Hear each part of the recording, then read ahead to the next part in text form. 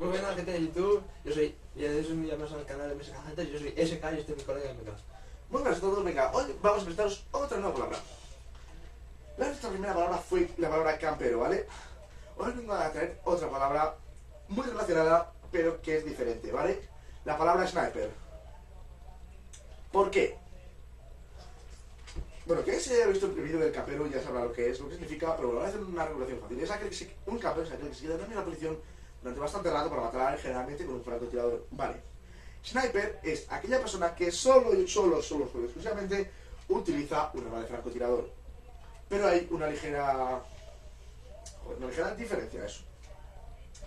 Que un sniper es aquel que utiliza un francotirador pero en plena batalla. No se queda desde lejos ni...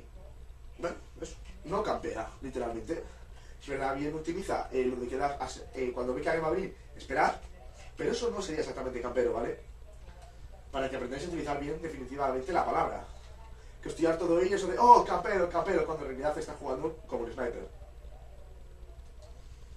Bien, una cosa que muchas veces suele utilizar un sniper es el silenciador. Para que así no se oigan sus disparos. Y generalmente un sniper no suele utilizar las armas de... Joder, ¿cómo se llama? De fusiles y todo. No, creo que se llama de rejilla, que son las que tienes que recargar así, ¿no? Vale. Suele utilizar las otras. Ah, sí, ya. Balista y todas esas.